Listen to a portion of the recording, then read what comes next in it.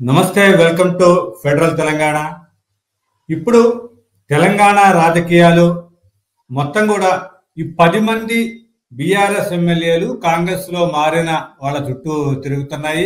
వాళ్ళని ఏ విధంగా మొత్తం కూడా పార్టీ నుంచి కాంగ్రెస్ వాళ్ళు అనిపించాలి అనేది బీఆర్ఎస్ చూస్తుంది.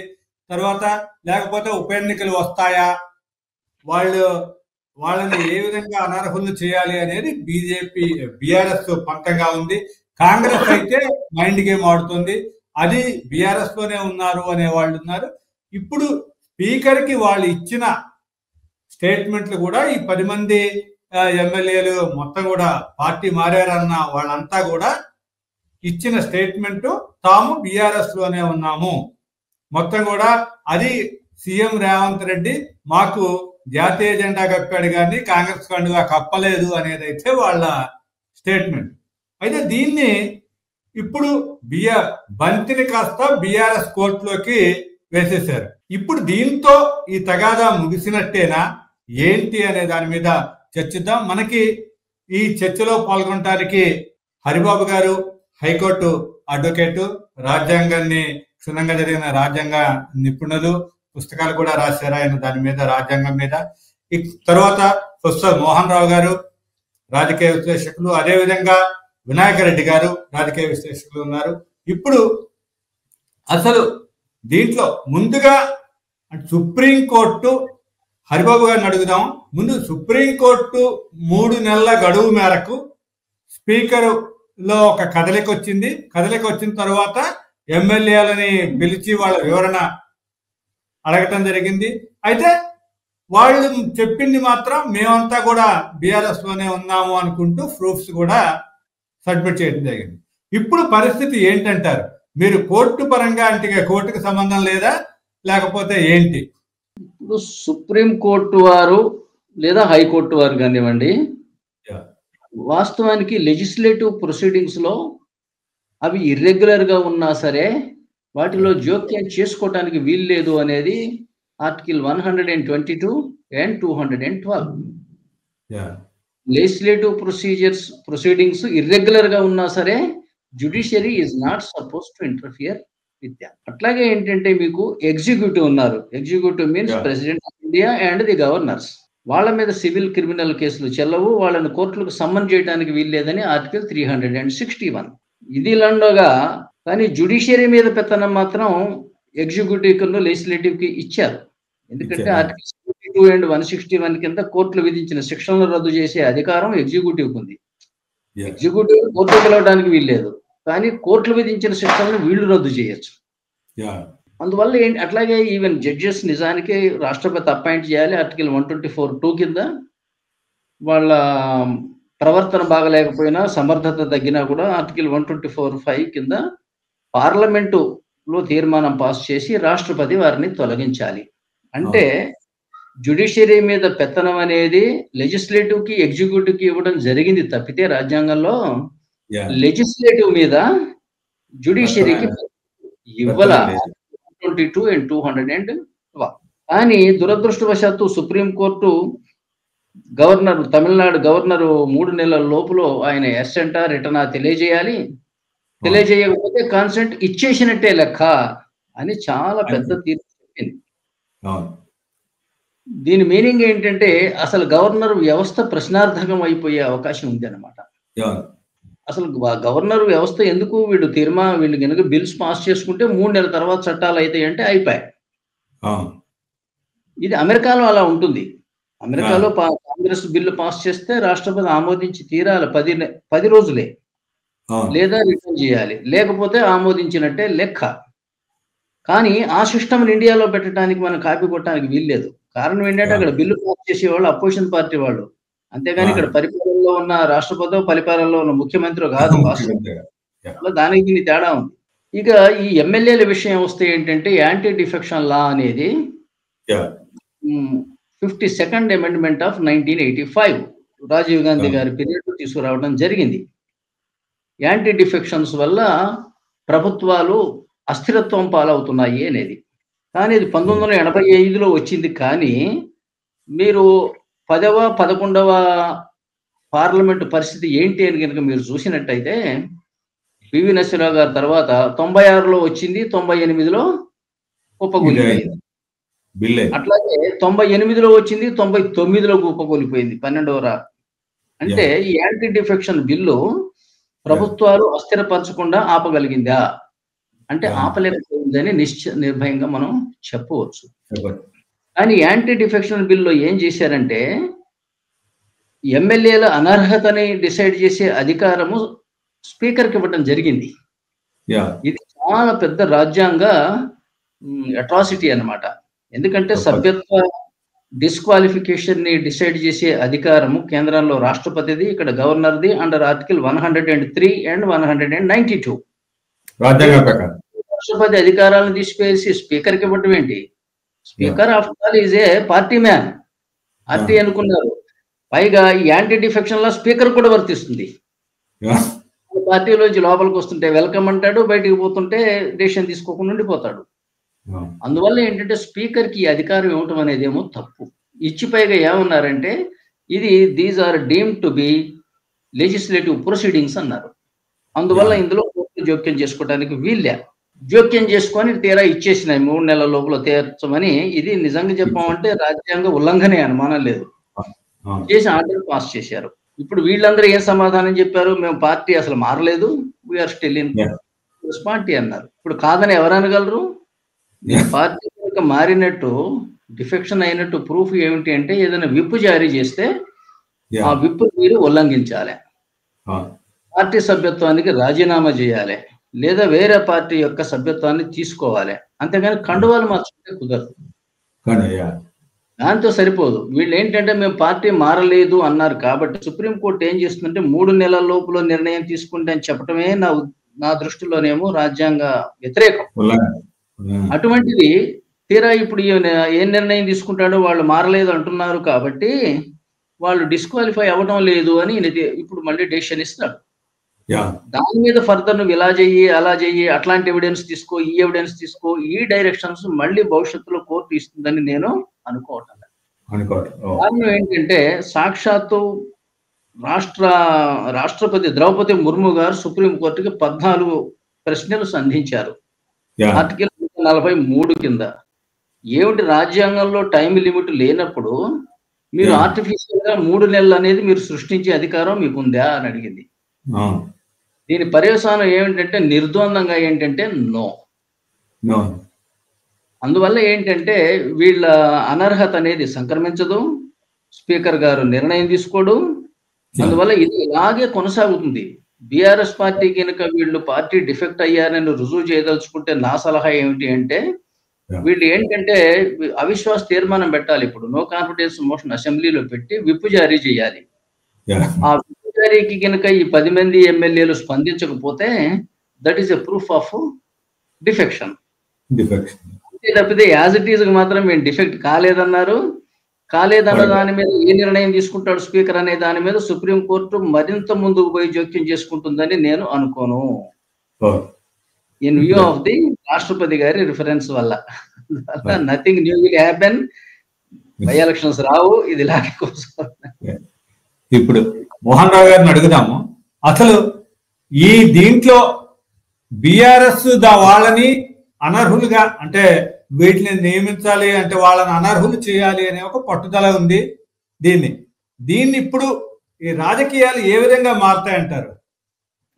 అసలు నా ఉద్దేశంలో ఈ బీఆర్ఎస్ కు దీన్ని ప్రశ్నించే నైతిక హక్కు లేదు సార్.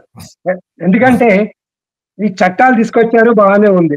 అసలు మనం చూసాం బీఆర్ఎస్ వాళ్ళు అనేక సందర్భాల్లో దీన్ని ఉల్లంఘించడం అనేది జరిగింది. వాళ్ళు మొట్టమొదటిసారిగా గెలిచినప్పుడు వాళ్ళకి కొంచెం ప్రాబ్లం ఉండింది, సరి అయినటువంటి మెజారిటీ లేదు కాబట్టి డిఫెక్షన్స్ ఎంకరేజ్ చేశారంటే అందులో అర్థం ఉంది.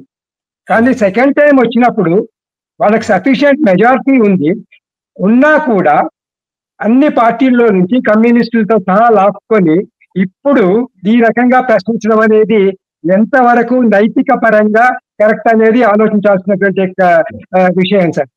తర్వాత మీకు గుర్తుండే ఉంటది, మన లాయర్ గారు చెప్పారు యాంటీ డిఫెక్షన్ లాలో కొన్ని లోపాలు అనేది ఉన్నాయి సార్. అందులో ప్రధానమైనటువంటి యొక్క లోపం ఏంటంటే సార్ చెప్పినట్టుగా ఇందాక స్పీకర్ కు ఈ అధికారం ఇచ్చారు. Speaker is empowered to decide. అయితే ఇక్కడ ఒక టైం లిమిట్ అనేది స్పీకర్కి ఇవ్వలేదు. దానివల్ల ఏమైందంటే తెలంగాణలో ఈ పోచారం గారు అనుకుంటా, పోచారం శ్రీనివాసరెడ్డి గారు స్పీకర్ గా ఉన్నారనుకుంటాను. అప్పుడు ఈ యాంటీ డిఫెక్షన్లకు సంబంధించినటువంటి ఒక తీర్పును ఆయన అసెంబ్లీ రద్దయ్యే వరకు కూడా ఇవ్వలేదు. మరి ఇటువంటి పరిణామాల్లో ఆయన కూడా ఉన్నాడు ఇప్పుడు. అవునవును, అందులో ఆయన కూడా పార్టీ మారాడు కదా సార్. 8 మందిలో ఆయన కూడా ఉన్నాడు. అయితే ఇక్కడ ఆసక్తికరమైనటువంటి విషయం ఏంటంటే ఇందులో 10 మంది ఉన్నారు. సార్ ఇందాక చెప్పినట్టుగా ఈ 10 మందిలో 8 మంది ఏమంటున్నారంటే, ముందు వాళ్ళు ఏమన్నారంటే మా కాన్స్టిట్యూషనల్ డెవలప్మెంట్ కోసం మేము పార్టీ మారుతున్నాం అని చెప్పారు. ఇప్పుడు ఏమంటున్నారంటే మేము పార్టీ మారలేదు, మా కాన్స్టిట్యూన్సీల అభివృద్ధి గురించి చర్చించడం కోసం ముఖ్యమంత్రిని కలిసామని చెప్తున్నారు. కాకపోతే ఒకటి ఏంటంటే ఇక్కడ ఇద్దరికి మాత్రం కొంచెం ప్రాబ్లం ఉన్నట్టుగా మనకు కనిపిస్తోంది. అది కడియం శ్రీహర్ గారి కుమార్తె కావ్య, అదే రకంగా నాగేందర్ గారు. వీళ్ళు కాంగ్రెస్ పార్టీ నుంచి పోటీ చేస్తారు కాబట్టి వీళ్ళు కొంచెం ఇబ్బందులు పడేటువంటి ఒక అవకాశం అనేది మనకు స్పష్టంగా కనిపిస్తుంది. తర్వాత ఇంకొక విషయం కూడా ఏంటంటే, నో డౌట్ ఈ చట్టాన్ని తీసుకొచ్చింది కాంగ్రెస్ పార్టీ అండి. కానీ ఒక్కసారి మనం ఉమ్మడి ఆంధ్రప్రదేశ్ లో జరిగినటువంటి అంశాలను కనుక తీసుకున్నట్టయితే, రాజశేఖర రెడ్డి గారు ముఖ్యమంత్రిగా ఉన్నప్పుడు కూడా బీఆర్ఎస్ ఎమ్మెల్యేలను వాళ్ళ పార్టీలోకి లాక్కోవడం అనేది జరిగింది. అదే రకంగా దీన్ని ప్రశ్నించేటువంటి ఒక నైతిక హక్కు బీజేపీకి కూడా లేదు. ఎందుకు నేను చెప్తున్నానంటే, బీజేపీ వాళ్ళు కూడా మహారాష్ట్రలో ఏం చూసాలో మనం చూసాం. కాబట్టి ఈ చట్టాన్ని అన్ని పార్టీల వారు ఉల్లంఘించారు అవసరానుగుణంగా. కాబట్టి ఎవరు శుద్ధ పూసలు కాదు. కాబట్టి దీన్ని మరింత స్ట్రెంథెన్ చేయాల్సినటువంటి అవసరం అయితే ఉంది. కాబట్టి నేను అనుకోవడం ఏంటంటే, ఇందాక మేయర్ గారు మాట్లాడుతూ మన గవర్నర్ అధికారాలకు సంబంధించి, రాష్ట్రపతి అధికారాలకు సంబంధించి కూడా కొన్ని అంశాలను ప్రస్తావించడం అనేది జరిగింది. దురదృష్టకరమైనటువంటి అంశం ఏంటంటే, ఇది ఇప్పుడే కాదండి, గతంలో కూడా కాంగ్రెస్ పార్టీ అధికారంలో కూడా ఉన్నప్పుడు కూడా ఇది జరిగింది. ఒక టైం లిమిట్ అనేది లేకపోతే దీన్ని లాంఛనం అనేది జరుగుతుంది. కాబట్టి ఒక టైం లిమిట్ అనేది పెట్టడం అవసరం అని నేను అనుకుంటున్నాను సార్. ఇప్పుడు వినాయక రెడ్డి గారు, ఇప్పుడు హరిబాబు గారు తర్వాత మోహన్ రావు గారు వీళ్ళు చెప్పారు. హరిబాబు గారు బీఆర్ఎస్ కు ఒక సూచన కూడా ఇచ్చారు, వాళ్ళని విప్ నుంచి విప్ జారీ చేస్తే గాని దాన్ని నిరూపించలేరు అని. ఇప్పుడు అసలు బీఆర్ఎస్ ముందున్న కర్తవ్యం ఏంటి అనుకుంటున్నారు? ఇప్పుడు కేటీఆర్ ఈ 10 నియోజకవర్గాల్లో మొత్తం కూడా సభలు ఏర్పాటు చేసి వాళ్ళు వస్తారా రారా అని చూస్తున్నాడు. వాళ్ళు సభలు ఏర్పాటు చేసినంత మాత్రాన లాయర్ గారు చెప్పిందే ఫైనల్ పాయింట్ ఏంటంటే, వీళ్ళు ఏదైనా అవిశ్వాస తీర్మానం కానీ లేకపోతే ఇంకేదైనా బిల్స్ మీద తీర్మానం పెట్టినప్పుడు, ఆ పార్టీ విప్ జారీ చేసినప్పుడు, ఆ పార్టీ విప్ వ్యతిరేకంగా పోయినప్పుడు మాత్రమే డిస్క్వాలిఫై చేయడానికి అవకాశం ఉంటుంది. ఇది మార్చినంత మాత్రాన లేకపోతే కండువాలు మార్చినంత మాత్రాన డిస్క్వాలిఫై చేసే అవకాశం అయితే లేదు. ఇంతకుముందు మోహన్ రావు గారు అన్నట్లు ఏంటంటే, ఏమైనా అవకాశం అంటూ ఉంటే, అంటే యాక్చువల్ గా మరి లాయర్ గారు చెప్పిన దాని ప్రకారం అయితే అసలు సుప్రీంకోర్టు జోక్యం చేసుకోవడానికి వీలు లేదు. సరే, వాళ్ళు ఏదో పోయి కొంచెం డైరెక్షన్స్ ఇచ్చారు. ఈ 3 నెలల లోపల వీళ్ళకి నోటీస్ ఇవ్వడం జరుగుతుంది. కానీ మోహన్ రావు గారు అంటే దానం నాగేందర్ ఆయన డైరెక్ట్ గా కాంగ్రెస్ టికెట్ మీద పోటీ చేశాడు కాబట్టి అదేమన్నా అవసరం ఎట్లా ఉంటుందో నాకైతే తెలియదు, అది లాయర్ గారు చెప్పాలి. అయితే ఇవి డిస్క్వాలిఫికేషన్ అనే చూస్తే మొత్తం అన్ని పార్టీలు కూడా దీంట్లో నిష్ణాతులే. అది బీజేపీ కావచ్చు, కాంగ్రెస్ కావచ్చు, ఇక్కడ బీఆర్ఎస్ కావచ్చు, ఇంకేదైనా పార్టీ కావచ్చు. అధికారంలో ఉన్నప్పుడు ఇదే చంద్రశేఖరరావు ఇక్కడ ఇంతకు ముందు అన్ని పార్టీలు, తెలుగుదేశం నుంచి, కాంగ్రెస్ నుంచి, ఈవెన్ సిపిఐ నుంచి కూడా ఆయన చేర్చుకోవడం జరిగింది. ఎందుకు చేర్చుకోవడం జరిగినప్పుడు వాళ్ళు ఎట్లా సమర్థించుకున్నారు? ఇక్కడ రాజకీయ పునరేకీకరణ అనే పేరు మీద వాళ్ళని చేర్చుకోవడం జరిగింది. అయితే ఇక్కడ కాంగ్రెస్ చేసిన తప్పేంటంటే, అంతకు ముందు కాంగ్రెస్ 18 మందో 19 ఉన్నప్పుడు 2/3 వరకు వాళ్ళు వచ్చేంత వరకు ఆగారు. ఇది కూడా ఏం చేయాల్సి ఉండే, వీళ్ళు 26 మెంబర్స్ వచ్చేంత వరకు కూడా ఆగితే 2/3 కాక చీలిపోయినట్లయితే వాళ్ళు డిస్క్వాలిఫికేషన్ కిందకి రాకపోతున్నారు. కానీ వీళ్ళు ఏం చేశారు, ఈ 10 మంది రాగానే వాళ్ళకి కప్పడము ఇవన్నీ జరుగుతుంది. కానీ ఎంత దుర్మార్గం అంటే, ఇప్పుడు ఇంతకు ముందు మేము పరిశీలించినప్పుడు రాజకీయాలలో ఒక సీఎం ఉన్నా కానీ, లేదా ఇతర మంత్రులు ఉన్నా కానీ, ఆయా ఎమ్మెల్యేలు ఏ పార్టీలో ఉన్నా కానీ వాళ్ళకి రిప్రజెంటేషన్ చేయటము, వాళ్ళ సమస్యలు కానీ లేకపోతే కాన్స్టిట్యూషన్ సమస్యలు కానీ మాట్లాడడం జరిగేది. ఇప్పుడున్న పరిస్థితులు ఏంటంటే ఇప్పుడు ఒక పార్టీ సీఎం ఉన్నట్లయితే ఇంకో పార్టీ ఎమ్మెల్యే పోయి ఏదైనా మాట్లాడితే కూడా ఆ పార్టీలోకి పోయినట్లుగానే పరిగణిస్తున్న పరిస్థితి ఏర్పడ్డది. ఇక్కడ తీసుకొచ్చిన వాళ్ళు మాత్రం ఖచ్చితంగా నేను చెప్పగలను అది కేసీఆర్. ఇతర పార్టీలలో బీజేపీ నుంచి వెళ్ళి ఇతర రాష్ట్రాల్లో చూస్తే బీజేపీ కూడా డిఫెక్షన్ బాగా కర్ణాటక, మహారాష్ట్ర ఇవన్నీ కూడా చూస్తున్నప్పుడు చేస్తారు. అందువల్ల తీసుకోవటం కామన్ అయిపోయింది. అందువల్ల ఏంటంటే వీళ్ళు యాక్చువల్ గా నేను చెప్పాలి అంటే అన్ని పార్టీలలో కూడా క్రిమినల్స్ ఏనండి. ఇప్పుడు లాయర్ గారికి తెలుసు 19 రిప్రజెంటేషన్ ఆఫ్ ది యాక్ట్ 1951 కింద వీళ్ళు అలవి కానీ హామీలు ఇవ్వడం కానీ ప్రజల్ని మభ్యపెట్టడం కానీ లేకపోతే డబ్బులు ఇవ్వడం కానీ ఇవన్నీ కూడా క్రిమినల్ యాక్టివిటీస్ కింద వస్తాయి. ఏ పార్టీ కూడా అంటే ఈ క్రిమినల్ యాక్టివిటీ నుంచి బయటపడేవాడు చాలా తక్కువ మంది. అంటే వీళ్ళకి నైతికతే లేదు. ఏ పార్టీ నేను పార్టీలో జోలికి పోవట్లేదు. ఇప్పుడున్న ఎమ్మెల్యేలు 99.99% ఇప్పుడు అసోసియేషన్ ఆఫ్ డెమోక్రటిక్ రైట్స్ అని వాళ్ళు రిలీజ్ చేశారు. ఇప్పుడు మన తెలంగాణలో క్యాబినెట్ లోపల 12 మంది మీద క్రిమినల్ చార్జెస్ ఉన్నాయి. దాదాపు 60% మంది ఎమ్మెల్యేల మీద క్రిమినల్ చార్జెస్ ఉన్నాయి. కొన్ని సివియర్ గా కూడా ఉన్నాయి. హత్యలకు సంబంధించి అటెంప్ట్ మర్డర్, రాబరీ ఇవన్నీ కూడా ఉన్నాయి. అందువల్ల వీళ్ళ నుంచే లేదో నైతికత నుంచే అయితే టిఆర్ఎస్ కావచ్చు, కాంగ్రెస్ కావచ్చు, లేకపోతే బీజేపీ కావచ్చు, మనం నైతికతని కోరుకునే అవకాశం అయితే లేదు. ఇవన్నీ కూడా part of the game. Education ఉంది. ఎడ్యుకేషన్ చాలా తీవ్రంగా మన దగ్గర ఇప్పుడు మొత్తం 35 స్టేట్లు ఉన్నట్లయితే మేఘాలయ పైన అంటే మనం 34-35 లో ఉన్నాం. ఎడ్యుకేషన్ హెల్త్ విషయములు కాక చూసినట్లయితే చాలా విపరీతమైన పరిస్థితులు ఉన్నాయి తెలంగాణలో. వాటి పరిష్కారం కోసం అన్ని పార్టీలు కలిసి పనిచేయాల్సింది పోయి ఒకటి మీద ఒకటి దుమ్మెత్తు పోసుకోవడము, ప్రజల్ని డైవర్షన్ చేయడము, అసలు సమస్య నుంచి పక్కదారి పట్టించడమే వీళ్ళ ప్రధాన ఉద్దేశం తప్ప లాయర్ గారు అన్నట్టు వాళ్ళు ఏదో డిస్క్వాలిఫై అవుతారని మళ్ళీ ఏదో ఎలక్షన్లు వస్తాయైతే నేను అనుకోవట్లేదు. అదే హరిబాబు గారు చెప్పండి, ఇప్పుడు దానం నాగేంద్ర విషయంలో ఏం జరిగే అవకాశం ఉందంటారు? అంటే పార్టీ మారిన తర్వాత పార్టీ మారినట్టు ప్రూఫ్ గా ఆ ఎంపీ ఎలక్షన్స్ లో కూడా ఆయన పోటీ చేశాడు కాబట్టి ఇప్పుడు అంటే స్పీకర్ కి అందుకే గడువు తీసుకున్నాడు ఏమి ఇవ్వాలరా బాబు అని. యాక్చువల్ గా దానం నాగేంద్ర గారి ఎపిసోడ్ ఏమో నాకు అంతగా నేను పట్టించుకోలేదు సార్. ఎంతసేపటికి నేను ఈ లా కాన్స్టిట్యూషన్ ఈ గొడవ తప్పితే వీళ్ళు ఎవరైనా అంటే ఇప్పుడు ఒక పార్టీలో గెలిచి ఎమ్మెల్యేగా ఇంకో పార్టీ ఎంపీ టికెట్ కి పోటీ చేస్తే దాన్ని పరిగణిస్తారా? అంటే రాజ్యాంగం ప్రకారం దాన్ని ఏ విధంగా చూస్తారు అని. బిఆర్ఎస్ ఎమ్మెల్యేగా ఉన్నానని చెప్తున్నాడు. ఎవరే పార్టీలో సార్ పరిస్థితులు ఎట్లా ఉన్నాయంటే మనం గతంలో చూసాం, కొంతమంది పొద్దున్న ఒక పార్టీ సాయంత్రం ఒక పార్టీకి వెళ్ళిన మేధావులు కూడా ఉన్నారు మన దేశంలో. తర్వాత దురదృష్టకరమైన విషయం ఏంటంటే మీరు అన్నట్టుగా ఫస్ట్ ఎలక్షన్ రిఫార్మ్స్ తీసుకురావాల్సినటువంటి పరిస్థితి చాలా ఉంది సార్. ఇప్పుడు ఉన్నటువంటి పరిస్థితులు దేశంలో కనుక మనం చూసినట్టయితే ఇప్పుడు మన చర్చల్లో ఉన్న ముగ్గురులో కూడా ఒక్కళ్ళైనా కూడా ఎలక్షన్ లో పోటీ చేసే పరిస్థితి ఉందా? లిమిట్స్ ఉన్నాయి. ఎమ్మెల్యేకు 70 లక్షలు, ఎంపీకి ఎంతో ఉంది. కానీ ఎన్ని డబ్బులు ఖర్చు పెడుతున్నారు సార్ వీళ్ళంతా కూడా. మరి ఎందుకు ఎలక్షన్ కమిషన్ దీనికి క్వశ్చన్ చేయట్లేదు?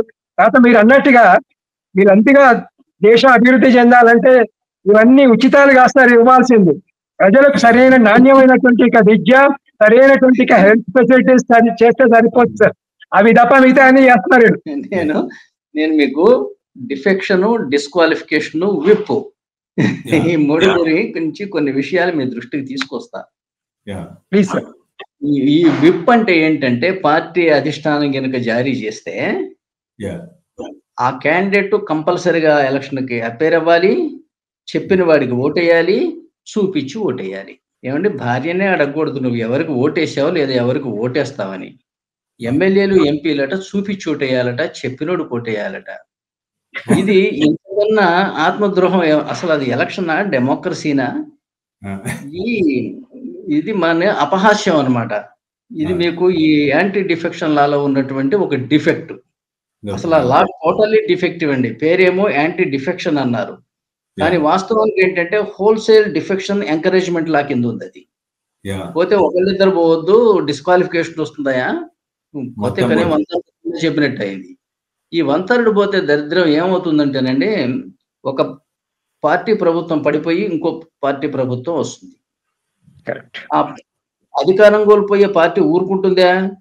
మేము అసెంబ్లీని రద్దు చేసి మధ్యంతర ఎన్నికలకు పోదాం అంటుంది. ప్రభుత్వం మీద ఒక 10,000 కోట్ల రూపాయలు ఖర్చు పడుతుంది. ఎవరు భరించాలండి ఇది? అందువల్ల ఏంటంటే ఒకళ్ళిద్దరు పోవద్దు, పోతే కనీసం 1/3 పోండి అని చెప్పడం వల్ల ఇది యాంటీ డిఫెక్షన్ బదులు హోల్సేల్ డిఫెక్షన్ ఎంకరేజ్మెంట్ బిల్. అందువల్ల it has lost its purpose. పైగా ఏమిటి, అందులో ఉన్నట్టు విప్పు జారీ చేస్తారట. విప్పు జారీ చేస్తే ఏమవుతుందంటేనండి, ఈ కోalition గవర్నమెంట్స్ లో ఎవరికైనా మెజారిటీ లేనప్పుడు గవర్నర్ ఏమంటాడంటే, ముందు వచ్చి గవర్నమెంట్ ఫామ్ చేసి 15 రోజులు టైం ఇస్తున్నా మెజారిటీ ప్రూవ్ చేసుకో అంటాడు. ఈ లోపల ఎమ్మెల్యేలందరినీ వీడు సేకరించి అడవుల్లో రిసార్ట్స్ లో అక్కడ ఇక్కడ పెట్టేసి మందు విందు డబ్బులు పదవులు అన్ని పనిచేసుకుంటారండి.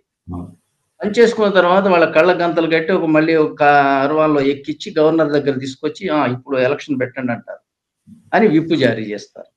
ఎందుకు అంటే మిమ్మల్ని రిసార్ట్స్ లో మీకు డబ్బు పదవులు వగైరా అన్ని ఇచ్చేసాం కదా, తీరా మీకు సీక్రెట్ బ్యాలెట్ పెడితే మాకు వ్యతిరేకంగా మీకు ఓటేస్తే ఎలా? ఇది ఇంత దరిద్రం, ఇంత ఓపెన్ పట్టపగల దోపిడీ కదా అంటే ఎందుకు ఓపెన్ చేయాలి చెప్పండి? మనకి secret ballot is the essence of democracy. అందువల్ల ఈ విప్ అనేది ఒక తప్పుడు భావన. అట్లాగే యాంటీ డిఫెక్షన్ అనేది ఏంటంటే it is working as wholesale defection.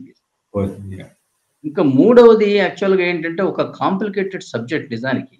ఏంటంటే majority in the legislatures has nothing to do with ruling of the state. ఎందుకంటే దీస్ ఆర్ లెజిస్లేచర్స్, యాక్చువల్గా ruling should be in the hand of the executive. Like in America, American president కి American parliament లో అంటే అక్కడ కాంగ్రెస్ లో majority ఉంటుందా? ఉండదు, ఉండకూడదు కూడా. ఉంటే ఏమైతుందంటే చట్టం పాస్ చేయడం మీరే, మొత్తం మెజారిటీ మీరే, అమలు పరచడం కూడా మీరే. అయ్యేసరికి ప్రతిపక్షాలను పీక విసికి పారేస్తారు. ఓడిపోయిన ముఖ్యమంత్రిని తీసి జైల్లో వేస్తారు. మీ కానిస్టేబుల్ కార్యకర్తలతో వాళ్ళని తన్నిస్తారు, వాళ్ళ ఆర్థిక మూలాలు దెబ్బతీస్తారు. ఇది ప్రజాస్వామ్యం అని మనం భ్రమపడుతున్నందుకు పడుతున్న పనిష్మెంట్ ఇది.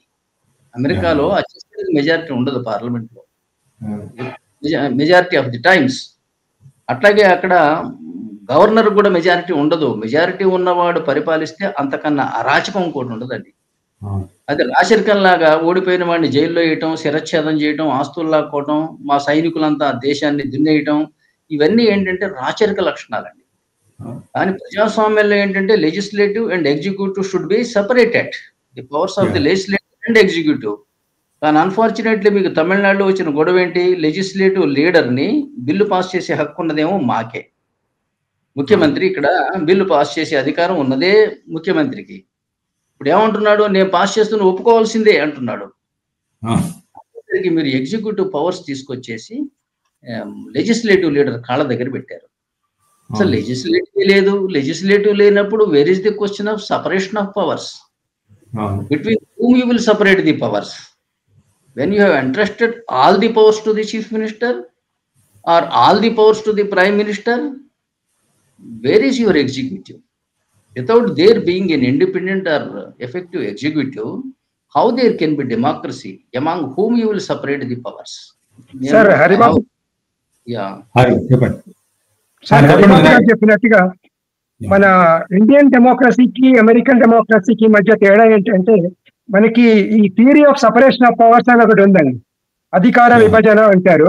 అంటే లెజిస్లేచర్, ఎగ్జిక్యూటివ్, జ్యుడిషియరీ ఏ రకంగా ఉండాలి అనేది. అమెరికాలో సిస్టమ్ ఏంటంటే సార్ చెప్పినట్టుగా లెజిస్లేచర్, ఎగ్జిక్యూటివ్, జ్యుడిషియరీ కొంతమేర ఇండిపెండెంట్ గా పనిచేస్తాయండి. అక్కడ ఇక్కడ ఇండియాలో రూల్ ఏంటంటే ఎగ్జిక్యూటివ్ ని మనం మినిస్ట్రీ అంటున్నాం, ప్రైమ్ మినిస్టర్ తర్వాత ministers. Invaluably they are suppose to be the members of the parliament. కానీ అమెరికాలో అట్లా ఉండదండి. అమెరికాలో అధ్యక్షుడు parliament, he need not be the member of the American legislature, namely Congress. కానీ మన దగ్గర అట్లా కాదు. ఒక మినిస్టర్ గా ఉండాలన్నా, ప్రధానమంత్రిగా ఉండాలన్నా కూడా అనివార్యంగా పార్లమెంట్ సభ్యుడై ఉండాలి. అది పార్లమెంటరీ డెమోక్రసీ ఉంది కాబట్టి మనం బ్రిటిష్ టైప్ ఆఫ్ డెమోక్రసీని ఏర్పాటు చేసుకోవడం అనేది జరిగింది.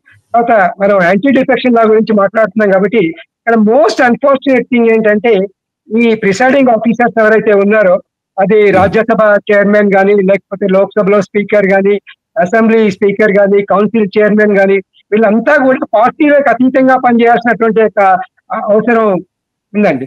ఇప్పుడు మనం బ్రిటన్ కనుక తీసుకున్నట్టయితే ఒకసారి ఆయన స్పీకర్ గా ఎన్నికైన తర్వాత కొంతమేర ఆయన పార్టీలకు అతీతంగా పనిచేయడం అనేది జరుగుతుంది. తర్వాత ఆయన స్పీకర్ ఒకవేళ నెక్స్ట్ టైం మళ్ళీ పోటీ చేసినప్పుడు ఆయన ఎవరు కూడా అపోజ్ చేయరండి. ఆ రకమైనటువంటి యొక్క నైతిక పరమైనటువంటి యొక్క విలువలు దురదృష్టవశాత్తు మన దేశంలో లేవు. అదే ఇంతకు ముందు స్పీకర్ గా చేసిన వాళ్ళు కూడా తర్వాత మళ్ళీ ఇంకో పార్టీకి మళ్ళీ ఆ పార్టీ టికెట్ మీద తీసుకొచ్చి మంత్రి ఎప్పుడు అవ్వాలా అని చూసే పరిస్థితులే మనకు కనిపిస్తున్నాయి. ఎగ్జాక్ట్లీ రెడ్డి కదా, మీరు చెప్పండి దీని పరిస్థితులు ఏంటి, ఏ విధంగా ఉంటాయంటే? ఇది రాజకీయ పార్టీలలో ప్రక్షాళన కావాలి కానీ ఇప్పుడు మన దేశంలో రాజకీయ పార్టీలు కాక చూసినట్లయితే అటువంటి సిమ్టమ్స్ లేదా అటువంటి ఆలోచన చేస్తున్నట్లయితే ఏ రాజకీయ పార్టీ లేదు. ఇంకోటి ఏంటంటే ఇప్పుడు డిఫెక్షన్ అనేది ఇంతకుముందు నాయకులు చెప్పినట్టు లెజిస్లేటివ్ వర్సెస్ ఎగ్జిక్యూటివ్ గా చూసినట్లయితే ఇది అన్ని పార్టీలు కూడా కేంద్రంలో ఉండే పార్టీలు గవర్నర్లు అపాయింట్ చేస్తాయి. గవర్నర్లు ఎప్పుడు కూడా ఏం చేస్తారంటే అపోజిషన్ పార్టీని ఎట్లా ఇబ్బందుల్లోకి నెట్టాలనే దాన్ని చూస్తుంటాయి. ఇంకోటి ఏంటంటే దురదృష్టం మన దగ్గర ఏ సంస్థ కూడా అంటే రాజ్యాంగబద్ధంగా స్వయం ప్రతిపత్తి గల సంస్థలు ఏవైతే ఉన్నాయో అవి కోర్టులు కావచ్చు, లేకపోతే ఈడీ కావచ్చు, లేకపోతే ఇన్కమ్ ట్యాక్స్, ఇవన్నీ కూడా సిబిఐ కూడా, ఇటువంటి ఆర్బిఐ కూడా, ఇవన్నీ కూడా ఏంటంటే గవర్నమెంట్ కన్సర్న్లలో నడుస్తున్నాయి తప్ప వాస్తవ పరిస్థితుల మీద ఆధారపడి స్వతంత్రంగా వాళ్ళు నిర్ణయం తీసుకునే పరిస్థితుల్లో వాళ్ళు ఉన్నారు. ఇప్పుడు ముఖ్యంగా ఈ దేశంలో జరుగుతున్న చర్చగా చూసినట్లయితే ఇప్పుడు ఈ ఎలక్షన్ కమిషన్ ఉంది. ఎలక్షన్ కమిషన్ ఏదైతే ఉంటుందో దాన్ని కూడా నిర్వీర్యం చేసి ఇంతకుముందు దాని ఎలక్షన్ కమిషన్ ప్రాసెస్ లో అంటే సెలక్షన్ లో చీఫ్ జస్టిస్ ఉండేవారు. ఇప్పుడు చీఫ్ జస్టిస్ ని తీసేసి ఎవరిని పెట్టుకున్నారు? సేమ్ కేబినెట్ మంత్రిని పెట్టుకున్నారు. అంటే రాజకీయ ఆధిపత్యం అనేది మనకు క్లియర్ గా కనపడుతుంది. ఇప్పుడు ఆ రాజకీయ ఆధిపత్యాన్ని పనిచేస్తున్నట్టు మనకు తెలుస్తుంది. ఇప్పుడు మీరు కాక చూసినట్లయితే బీహార్ లో ఈ CEC SIR special intensive register revision తీసుకొచ్చి చేస్తున్నారు. 66 లక్షల మంది ఓటర్లను తీసేశారు. తీసేసిన దాంట్లో విపరీతమైన చర్చ నడుస్తుంది. అంటే నేను ఎందుకు చెప్తున్నా అంటే స్వతంత్రంగా వ్యవహరించాల్సిన సంస్థలు కూడా స్వతంత్రంగా వ్యవహరించలేని పరిస్థితి మన దేశంలో ఉంది. అట్లనే స్పీకర్ల వ్యవస్థ కూడా ఇప్పుడు మీ ఇంతకుముందు సార్ అన్నారు పోచారం శ్రీనివాసరెడ్డి ఉన్న రోజులు వాళ్ళు అపోజిషన్ వాళ్ళు ఇస్తారు, స్టేట్మెంట్లు ఇస్తారు, అర్జీలు ఇస్తారు, అవన్నీ కూడా వాళ్ళు టైం పాస్ చేసుకుంటే 5 ఏళ్ల వరకు గడుపుతారు. ఇప్పుడున్న స్పీకర్ కూడా అదే పని చేస్తాడు, అంతకంటే భిన్నంగా పనిచేసే అవకాశం లేదు. స్పీకర్ అనేవాడు రూలింగ్ పార్టీ నుంచి ఉంటారు. రూలింగ్ పార్టీ ఇంట్రెస్ట్లు కాపాడటమే ప్రధాన బాధ్యతగా స్పీకర్స్ ఫీల్ అవుతున్నారు. కానీ స్పీకర్స్ వాళ్ళ యొక్క బాధ్యత ఏంటి, వాళ్ళ యొక్క డ్యూటీస్ ఏంటి, వాళ్ళు చేయాల్సిన పనులు ఏంటి, అవన్నీ మర్చిపోయి కేవలం వాళ్ళు బయటకు వచ్చి మళ్ళీ కాంగ్రెస్ ఏ పార్టీ ఉంటే ఆ పార్టీ కార్యక్రమాలలో పాల్గొంటున్నారు. మన దగ్గర ఎప్పుడు జనతా పార్టీ రాకముందు స్పీకర్స్ కొంత ఇండిపెండెంట్ గా పనిచేసి గవర్నమెంట్ మీద కూడా కొన్ని స్ట్రిక్చర్స్ పాస్ చేసిన సందర్భాలు మనకు ఈ అసెంబ్లీలో కనపడతాయి. ఎప్పుడైతే 1983 తెలుగుదేశం వచ్చిన దగ్గర నుంచి వెళ్ళి కాక అంటే అంతకు ముందు కూడా అటువంటి తెలుగుదేశం అంతకు ముందు నుంచి వెళ్ళి కూడా ఏంటంటే గవర్నర్ వ్యవస్థ దిగదారుతూ అది ఒక పార్టీ యొక్క అంటే ఊర్లో పెద్ద మనుషులు ఎట్లా ఉంటారు, వాడు ఎన్నుకున్న పెద్ద మనిషి వాడికి ఏం మాట్లాడతారు. అట్లనే వీళ్ళ స్పీకర్ కూడా ఏంటంటే ఎన్నుకున్న పార్టీకి ఫేవర్ గా చేస్తారు. అంతకంటే పెద్దగా వాళ్ళు వ్యవహరించడానికి అయితే వీల్లేదు. ఇంతకుముందు మీరు అన్నట్టు ఏంటంటే ఇవాళ స్పీకర్ అనే వాళ్ళకి కూడా అధికారాల కంటే మంత్రిగా ఎక్కువ కావాలని స్పీకర్ గా రిజైన్ చేసి మంత్రులైన వాళ్ళు కూడా ఉన్నారు. అంటే చెప్తున్నాను అంటే వాళ్ళకి అధికారం ప్రధానమైన తప్ప అదే ఇప్పుడు స్పీకర్ పదవి కన్నా కూడా మంత్రి పదవి గొప్పది అనే పరిస్థితిలోనే వాళ్ళు ఉన్నారు. అంతే యాక్చువల్ గా స్పీకర్ చాలా గౌరవనీయమైన పదవి వాస్తవానికి. ఎందుకంటే అన్ని పార్టీలు కూడా వాళ్ళని గౌరవిస్తాయి. మంత్రిని అయితే అందరు గౌరవిస్తారు కదా. కానీ ఇప్పుడు ఆ డివిజన్ లేకుండా పోయింది. ఇదివరకు ఉన్న ఇండిపెండెంట్ స్పీకర్ కి ఇప్పుడున్న స్పీకర్ కాక చూసినట్లయితే ఇప్పుడు స్పీకర్లు నిత్యము వాళ్ళ పార్టీ కార్యక్రమాల్లో పాల్గొంటున్నారు. ఇదివరకు నామినల్ గానైనా స్పీకర్ ఎన్నిక కాగానే వాళ్ళ పార్టీకి రిజైన్ చేసేవాళ్ళు కనీసం. ఇప్పుడు ఆ పద్ధతి కూడా మీకు అనుసరించట్లే. అది మీకు లోక్సభ స్పీకర్ నుంచి వెళ్ళి ఇప్పుడు అసెంబ్లీల దాకా కూడా పరిస్థితి భిన్నంగా లేదు. దీంట్లో ఒక పార్టీ నుంచి ఇంకో పార్టీని మనం వెనకేసుకుంటామని వీల్లేదు. ఇప్పుడు గవర్నర్ల వ్యవస్థ చూడండి. గవర్నర్లు అనేవాళ్ళు చాలా నిష్ణాతులు, లేకపోతే రాజ్యాంగం మీద అవగాహన ఉన్నవాళ్ళు, అసెంబ్లీ నుంచి వచ్చిన బిల్ పరిశీలించి వాటిని ఎగ్జిక్యూట్ చేయాల్సిన వాళ్ళు. ఇవాళ ఏమైతుంది, కాంగ్రెస్ పార్టీ ఉన్న వాళ్ళ కార్యకర్తలు వేసుకుంటుంది, బీజేపీ ఉన్న వాళ్ళ కార్యకర్తలు వేసుకుంటుంది, ఇంకో పార్టీ అంటే వాళ్ళు పార్టీ కార్యక్రమాన్ని అమలు చేసే విధంగా ఉన్నారు తప్ప గవర్నర్లు ఈ రాజ్యాంగాన్ని అమలు చేసే పద్ధతిలో మాత్రం గవర్నర్ వ్యవస్థ కూడా లేదు. అందువల్ల ఏంటంటే మనం ఈ డిఫెక్షన్ ని మనం సపరేట్ గా చూడలేం. ఇవన్నిటిని మనం కలిపి చూస్తే తప్ప ఈ డిఫెక్షన్ యొక్క వ్యవహారం అనేది, ఎందుకంటే కరెక్ట్ గా ఇంతకుముందు లాయర్ గారు అన్నట్టు నిజంగానే అన్ని పార్టీలకి ఇంట్రెస్ట్ ఉండి, నిజంగానే నైతికత ఉండి ఉన్నట్లయితే అప్పుడు ఏం చేయగలుగుతారు, నిజంగానే డిఫెక్షన్ లా తీసుకురావడానికి అవకాశం ఉంది. ఇప్పుడు తీసుకొచ్చిన డిఫెక్షన్ లాలో ఎన్నో లూప్ హోల్స్ ఉన్నాయి. అందువల్ల ఏంటంటే ఎవరు ఇంతవరకు అయితే 1 or 2 ఇన్సిడెంట్స్ ఎక్కడ ఉంటే నాకు తెలియదు, కానీ ఇంతవరకు డిస్క్వాలిఫై అయిన ఎమ్మెల్యేలు అయితే లేరు. నేను అదే అడగబోతున్నా లాయర్ హరిబాబు గారిని, అదే అడగబోతున్నాను. ఎవరైనా డిస్క్వాలిఫై అయ్యారా ఇంత మటుకు ఈ లా లేదండి? అది కూడా నాకు ఐడియా లేదు. వీళ్ళ చరిత్రలో నేను పెద్దగా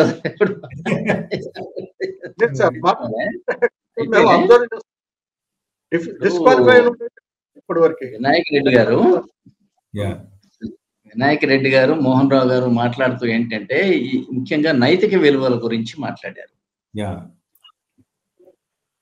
స్పీకర్ అన్నవాడు నిష్పక్షపాతంగా ఉండాలి కదా అన్నారు. గవర్నర్ అన్నవాడు నిష్ణాతుడై ఉండి రాజకీయాల్లో వేలు పెట్టకూడదు కదా అన్నారు.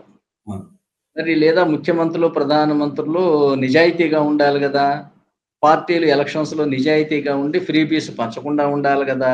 ఇవన్నీ ఏంటంటేనండి, ఈ moral expectations are not right. What is law that we have to see. ఎవరిని కూడా వాడు దయామయుడుగా ఉండాల్సిన అవసరం లేదు, చట్టబద్ధంగా ఉంటే చాలు. ఇంట్లో విషయం వచ్చేసరికి ఏమవుతుందంటే, ప్రధానమంత్రి అత్యంత శక్తివంతుడని, ముఖ్యమంత్రి కూడా అలాగే అత్యంత ముఖ్యమంత్రుడని శక్తివంతుడని ఇలా భావిస్తున్నాం కదా. మీరు చూడండి, రాజీవ్ గాంధీ గారు పైలట్ నుంచి ప్రధానమంత్రి, ఏమండి, మన్మోహన్ సింగ్ గారు ఉద్యోగం నుంచి ఫైనాన్స్ మంత్రి అండ్ ఇది శ్రీవేశ్వర గారు ఇంటి దగ్గర రెస్ట్ తీసుకుంటే డైరెక్ట్ గా ప్రధానమంత్రి. అట్లాగే ఐకే గుజరాలు, అట్లాగే చంద్రశేఖరు, అట్లాగే దేవేగౌడ, అట్లాగే ముఖ్యమంత్రుల్లో చూసినట్టయితే మన కొణిజేటి రోషే గారు, లేకపోతే ప్రీవియస్ టర్మ్ లో మమతా బెనర్జీ, యోగి ఆదిత్యనాథ్, మహారాష్ట్రలో ఆయన వారు, వీరంతా కూడా ఏంటి యోగి ఆదిత్యనాథ్, వీళ్ళందరూ నామినేటెడ్ ఎమ్మెల్సీస్ అండి. ఎవరు ఎన్నుకున్నారండి వీళ్ళని? అసలు అంటారు కదా, అంటే ఒక ముఖ్యమంత్రిని నన్ను ఎమ్మెల్యేలు ఎన్నుకున్నారు కాబట్టి నాకు అధికారం వచ్చిందని అంటాడు. 60 మంది ఎమ్మెల్యేలు ఎన్నుకున్నందుకు మీకు ఇంత అధికారం వస్తే 4200 మంది ఎమ్మెల్యేలు, 775 మంది పార్లమెంటు మెంబర్లు, రాజ్యాంగబద్ధంగా ఎన్నుకున్న రాష్ట్రపతికి అధికారం ఉంటుందా? ఎందువల్లనో ఎప్పుడైనా ఎవరైనా ఆలోచించారా ఇది? పైగా అసెంబ్లీలో ముఖ్యమంత్రి ఎన్నిక, లోక్సభలో ప్రధానమంత్రి ఎన్నిక, ఇవి పాకిస్తాన్ రాజ్యాంగం ఆర్టికల్ 91 మరియు 130లో ఉన్నాయి. Please note down. Article 91 and 130 of Pakistan constitution లో ఉన్నాయి. అందువల్ల అక్కడ మెజారిటీ ఉన్నోడు ప్రధానమంత్రి అవుతాడు కాబట్టి ఓడిపోయిన వాడిని జైల్లో వేయటమా, లేకపోతే ఉరిదీయటమా, లేకపోతే వీడి దేశం విడిచిపెట్టి పారిపోవటమా అందుకు జరుగుతాయి. అన్ఫార్చునేట్లీ ఏంటంటే పాకిస్తాన్ రాజ్యాంగం 1973, మనం 1976లో పెట్టుకున్నాం. మంత్రిమండలి చెప్పినట్టు రాష్ట్రపతి వినాల్సిందే అని. అన్ని అధికారాలు మీవే, కానీ మీరు నేను చెప్పినట్టు వినాలి. ఇది భాషకే అవమానం కదండి. ఇంకా మీకు ఏం అధికారం ఉన్నట్టు? రాష్ట్రపతికి ఏమున్నదేమో executive power of the union under article 53 is the supreme commander of armed forces. రాజ్యాంగం మొత్తం కూడా రాష్ట్రపతి యొక్క అధికారాలు, విధులు, బాధ్యతలు, విచక్షణను గురించి మాత్రమే ఉంటుంది. ప్రధానమంత్రి, ముఖ్యమంత్రి పేరు ఈయన్ని రాష్ట్రపతి నియమిస్తాడు, తొలగిస్తాడు, ప్రతిదీ రాష్ట్రపతికి రిపోర్ట్ చేయాలి. ఈ 3 మాటలు తప్పితే ఎక్కడన్నా రాజ్యాంగంలో ముఖ్యమంత్రి, ప్రధానమంత్రి పేరు ఉంటే నేను అయిపోదాం. కానీ అన్ఫార్చునేట్లీ ఏంటంటే president of India is elected by the electoral college consisting of all the MLAs in India and members of both houses of parliament without issuing A whip. ఇందాకనే మనం విన్నాం, ముఖ్యమంత్రి అడవులు దాచిపెట్టి జనాన్ని పట్టుకొచ్చి విప్పు జారీ చేసి గెలుస్తాడు. ఈ 40-60 మంది ఎన్నుకుంటే నీకెంత అధికారం రావటం ఏంటి? రాజ్యాంగంలో పైగా మీ ఎన్నిక లేదని నేను సవాల్ చేస్తున్నాను. ముఖ్యమంత్రి, ప్రధానమంత్రి ఎన్నిక భారత రాజ్యాంగంలో లేదు లేదు లేదని. పాకిస్తాన్ రాజ్యాంగంలో ఉంది, ఆర్టికల్ 91 అండ్ 130లో. అట్లాగే మీకు ఒక లోక్సభలో సింగిల్ సీట్ మెజారిటీ ఉన్న ప్రధానమంత్రికి ఇంత అధికారం ఉంటే, మరి లోక్సభ ప్లస్ రాజ్యసభ ప్లస్ దేశంలో ఉన్న అందరు అసెంబ్లీలు కలిపి ఎన్నుకున్న వాడికి ఏమో అధికారం ఉంటుందా? ఇది భారతదేశంలో జరుగుతున్నటువంటి 140 కోట్ల ప్రజల దురదృష్టం అండి, నిజంగా చెప్పాలంటే. ఇది కరెక్ట్ గా 1950లో స్టార్ట్ అయింది. ఎందుకు స్టార్ట్ అయిందంటే, మీకు 1947లో స్వాతంత్రం వచ్చినప్పుడు రాజ్యాంగం లేదు. అందువల్ల బ్రిటిష్ స్టైల్లో జవహర్లాల్ నెహ్రూని ప్రధానమంత్రిగా లార్డ్ మౌంట్ బాటన్ ప్రమాణ స్వీకారం చేయించాడు. కానీ 1950లో మీకు రాజ్యాంగం చూస్తే అందులో ఏముంది అంటే, మనది బ్రిటన్ లాగా పార్లమెంటరీ ప్రజాస్వామ్యం కాదు. అమెరికా వలె మనది అధ్యక్ష తరహా ప్రజాస్వామ్యం. అధ్యక్షుడు ఎలక్టెడ్ రాష్ట్రపతి ఉంటాడు. ఇక్కడ ఇంగ్లాండ్ లో ఉండడు, హెరిడిటరీ కింగ్ ఉంటాడు. ప్రధానమంత్రిని అందరూ ఎంపీలు కలిసి ఎన్నుకుంటారు, అది ఇండైరెక్ట్ ఎన్నికగా ఆయనకు అధికారం వస్తుందట. కానీ రాష్ట్రపతిని ఎమ్మెల్యేలు ఎంపీలు ఎన్నుకుంటేనేమో ఈయనకి అధికారం రాదట. ఇది దురదృష్టవశాత్తు ఏంటంటే, అప్పుడండి 1950లో అది చూసి మరి నిజంగా జవహర్లాల్ నెహ్రూ గారా, అంబేద్కర్ గారా, లేకపోతే సర్దార్ మరొకరా గనక రాష్ట్రపతిగా పోటీ చేసి గెలిచి పరిపాలన చేస్తే ఈ రోజు వరకు కూడా భారతదేశ పరిపాలన రాజ్యాంగబద్ధంగా ఉండేది. కానీ ఆ రోజు రాష్ట్రపతికి పోటీ చేయాలంటే ఉన్న ప్రధానమంత్రి పదవికి లేదా మంత్రి పదవికి రాజీనామా చేయాలి. అక్కడ ఓడిపోతే అది పోతుంది, ఇది పోతుంది. ఎందుకంటే 1947 నుంచి 52 వరకు టెంపరరీ మంత్రివర్గం ఉన్నది. ఫస్ట్ జనరల్ ఎలక్షన్స్ 1952లో. ఇది తప్పించడానికి మహామహులందరూ కలిసి ఆలోచించి ఏం చేశారంటే, బాబు రాజేంద్ర ప్రసాద్ని కాన్సెన్సస్ క్యాండిడేట్ గా పెట్టి అతనిని గెలిపించారు. 70% ఓట్లు వచ్చి గెలిచాయి. ఈ కృతజ్ఞతతోటి ఆ మహానుభావుడు ఆ రాష్ట్రపతి భవన్లో కూర్చొని ప్రధానమంత్రి ఏది పంపిస్తే అది సంతకం పెట్టి స్టాంప్ వేసి, రాష్ట్రపతి అంటే రబ్బర్ స్టాంప్ అన్న బిరుదు ఆ మహానుభావుడు సాధించాడు. ఆ విధేయత ఆయనను 3 సార్లు రాష్ట్రపతిగా నిలబెట్టింది. 3 సార్లు గెలిచాడు. కానీ ఇది కాంగ్రెస్ కి, నెహ్రూ ఫ్యామిలీకి తెలుసండి ఇందులో రాజ్యాంగపరమైన లోపం ఉందని. అందువల్ల నెహ్రూ గారు తీసుకున్న ఈ విధానాన్ని రాజ్యాంగబద్ధం చేయడానికి ఇందిరాగాంధీ గారు 1976లో ఎమర్జెన్సీ టైంలో 42వ రాజ్యాంగ సవరణ ద్వారా ఇది పెట్టారు కదంటే, మంత్రిమండలి సలహాని రాష్ట్రపతి పాటించి తీరాలి. ఒక్కసారి రిటర్న్ చేయొచ్చు తప్పితే అదే సలహా ఇస్తే మళ్ళీ ఫాలో అవ్వాలి. అంటే మీరు ఎగ్జిక్యూటివ్ లేకుండా చేశారు ఇండియాకి. ప్రధానమంత్రి లెజిస్లేటివ్ మెజారిటీ వాళ్ళు ఏది డిసైడ్ చేస్తే ఆయన ఒప్పుకోవాలంటే అక్కడ ఉండేందుకు, లేకపోతే ఎందుకు. ఎప్పుడైతే మీరు డెమోక్రసీలో లెజిస్లేటివ్ అండ్ ఎగ్జిక్యూటివ్ గా వేరే ఉండాలని తెలిసి ఎగ్జిక్యూటివ్ ని మీరు జీరో చేసిన తర్వాత ఇండియాలో డెమోక్రసీ ఎక్కడ ఉంది? అందువల్ల 1947 India has never been democratic right from 1947 till date. ఎందుకంటే మోనార్కీ ఒక్కడే పరిపాలిస్తాడు, ప్రధానమంత్రి రాష్ట్రాన్ని ఒక్కడే పరిపాలిస్తాడు, ముఖ్యమంత్రి. Wear is the executive? నేను చెప్పినట్టు నువ్వు వినాలంటే మా సెక్రటరీ అయిపోయావు. పైగా ఆయన హైయెస్ట్ ఎలక్టెడ్ రాష్ట్రపతి, నువ్వేమో అన్ఎలెక్టెడ్ ఫెలో అయ్యా. కానీ నువ్వు చెప్పినట్టు ఆయన వినాలే. మీరు ఆర్టికల్ 75 చూడండి sir. Prime Minister is appointed by the President of India and the other ministers are appointed by the President of India on the advice of the Prime Minister. Clause 2. Their terms of office shall be during the pleasure of the President. Pleasure. అంతే తప్పితే అవిశ్వాస తీర్మానం ద్వారా ప్రధానమంత్రి, ముఖ్యమంత్రి పదవులు కోల్పోవడం అనేది పాకిస్తాన్ రాజ్యాంగం ఆర్టికల్ 95 మరియు 135 క్లాజ్ 5లో ఉంది. ఎగ్జాక్ట్ మన కాపీ కొట్టుకొని చివరిన వాళ్ళు ఒక మాట పెట్టుకున్నారు. However, the president shall not exercise his option without ascertaining his majority in the assembly. Or he shall not exercise his option without ascertaining that he has lost majority through a no confidence motion. ఇది వాళ్ళకి however అని వాళ్ళు రాసుకున్నారు, మన దాంట్లో అవి లేవు. అలా ఇవి false, funny and shameful procedures we are following to prove democracy in the constitution. అలాంటి పరిస్థితుల్లో ఇక అసలు పార్టీలు మారినా ఎవరన్నా అడిగే పరిస్థితి ఎవరికి కూడా. ఎవడు ఏ ఎమ్మెల్యే ఎటుంటే ఏం పోయిందండి? పరిపాలన చేసేవాడు గవర్నర్ అయితే పరిపాలన చేసేవాడికి అసెంబ్లీలో మెజారిటీ ఉండకూడదు, ఉంటే ప్రతిపక్షాలను చంపి పారేస్తాడు. అట్లాగే రాష్ట్ర ఆస్తులన్నీ బంధువులకి మిత్రులకి క్విడ్ ప్రోకోకి అమ్మి పారేస్తాడు. అడిగే దిక్కు ఉండదు. అసెంబ్లీలో మెజారిటీ ఆయనదే, ఆయన చేస్తే గవర్నర్ సంతకం పెట్టాల్సింది, అడిగే దిక్కేవాడు. పైగా నాది ఫెడరల్ కాబట్టి సెంట్రల్ నన్ను అడగడానికి వీల్లేదు, నేను ఫ్రాడ్ చేసిన సిబిఐ రావడానికి వీల్లేదు, ఈడీ రావడానికి. ఇవంటే ఈ రాష్ట్రాన్ని దోచి పారేస్తే బంధుమిత్రులకి అడిగేదేవుడండి. ఇది ప్రజాస్వామ్యమా? Where is the checks and balances? ఎక్కడ పోయింది? Where is separation of powers? అందువల్ల ఈ ఓట్ మెజారిటీ వస్తే ముఖ్యమంత్రి అయితే రాష్ట్రాన్ని ఓనర్షిప్ వస్తుంది, దోచుకోవచ్చు అన్న అభిప్రాయంతో ఏం చేస్తున్నారో తెలుసండి? డబ్బున్న గ్యాంగులు ఒక 100 మందికి పెట్టుబడి పెట్టి, రాజకీయ పార్టీలు పెట్టేసుకొని ఒక 100 మందికి పెట్టుబడి పెట్టి, తలా 10-20 కోట్లు పెట్టుబడి పెట్టి రాష్ట్రం మీదకి వదులుతారు. ఎలక్షన్స్ లో వాడు ఓటుకు 1000-2-3000 ఓట్లు కొనుక్కొని గెలిచి వస్తాడు. మాకు మెజారిటీ వచ్చింది, ప్రజలు మాకు మెజారిటీ ఇచ్చారు పరిపాలించమని అంటున్నారు. ఈ గ్యాంగ్ లీడర్ ముఖ్యమంత్రి అయిపోతున్నాడు, రాష్ట్రాన్ని పిండి పారేస్తాడు. ఇది బాగుపడకపోతేనండి ఈ దేశం ముక్కలు అయి తీరుతుంది కొద్ది రోజులు.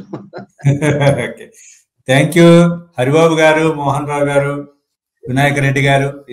ఇప్పుడు బిఆర్ఎస్ ముందున్న ప్రయత్నం, బిఆర్ఎస్ ఏం చేస్తుంది ఏమో తెలియదు, కానీ ఇప్పుడు స్పీకర్ కి ముందు మళ్ళీ బిఆర్ఎస్ పార్టీ తరఫున ఏంటి అనేది మళ్ళీ ఈ ఎమ్మెల్యేలు చెప్పిన దాన్ని స్పీకర్ బిఆర్ఎస్ పార్టీ నాయకులకి వినిపించే పరిస్థితి ఉంది. అయితే మొత్తం మీద ఇది మొత్తం ఇలాగే కొనసాగుతుంది, కానీ వాళ్ళ మీద అనర్హత పడే అవకాశం అయితే లేదని అయితే అర్థమైతేనే ఉంది.